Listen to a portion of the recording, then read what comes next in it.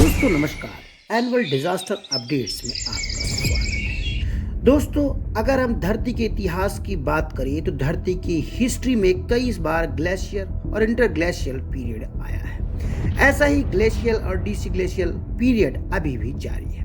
वैज्ञानिकों का मानना है कि पृथ्वी में हिमयुग यानी आइस एज फिर से लौट सकता है, क्योंकि लगातार करीब 10 डिग्री से ज्यादा तापमान लगातार नीचे जाता जा रहा है।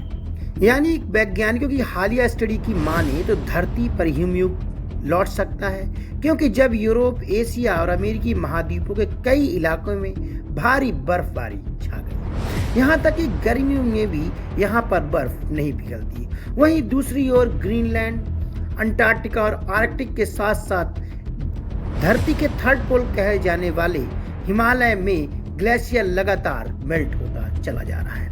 ऐसे में इसे क्लाइमेट चेंज और ग्लोबल वार्मिंग का वैज्ञानिक नाम देते हैं, लेकिन यह सब कुछ धरती के अपने साइक्लिक प्रोसेस से जुड़ा हुआ है, जिसे हम ग्लेशिएशन और डिग्लेशिएशन के साइक्लिक प्रोसेस कहते हैं। जियोलॉजिकल हिस्ट्री की माने तो धरती पर आखिरी बार करीब 20,000 साल पहले एक आइस एज आया था, लेकिन अब वैज्ञानिकों का एक अनुमान है कि ऐसे हालात धीरे धीरे पृथ्वी पर बनते चले जा रहे हैं, जिसमें कि लिटिल आइस एज को लेकर कई सारे रिसर्च पेपर ऑलरेडी प्रकाशित हो रहे हैं और वैज्ञानिकों का यह अनुमान है कि धरती पर जल्द ही हिमयुग की शुरुआत हो सकती है। ये दावा वैज्ञानिकों ने पूरे पृथ्वी पर जो गल्फ स्ट्रीम की जलधारा बहती रहती है, इनके स्टडीज से इस बात का पता लगाया है।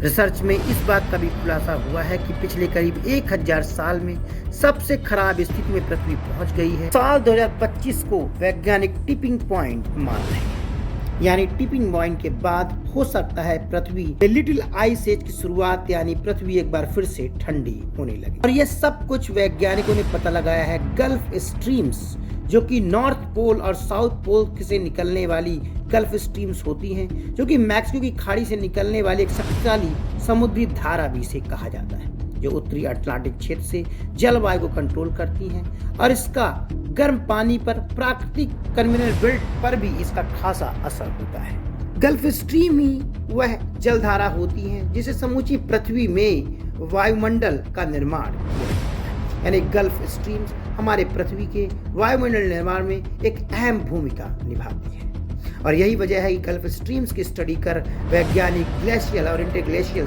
पीरियड्स के बारे में स्टडीज करते हैं। पिछले दिनों द गार्जियन में छपी एक रिपोर्ट की माने तो गल्फ स्ट्रीम समुद्र में सैकड़ों फीट नीचे मैक्सिको की खाड़ी से पैदा होकर पश्चिमी यूरोप के कई देशों तक सफर करती है। यह एक विशालकाय नदी के समान होती है, जो कि इंसानों की आंखों से तो नजर नहीं आती, लेकिन वैज्ञानिक क्लाइमेटिक मॉडल के जरिए इस बात को स्टैब्लिश कर चुके हैं। यानी वैज्ञानिकों का दावा है कि साल 2050 के बाद ऐसी परिस्थितियां पृथ्वी पर निर्मित होंगी जिससे हिमयुग की शुरुआत हो सकती है।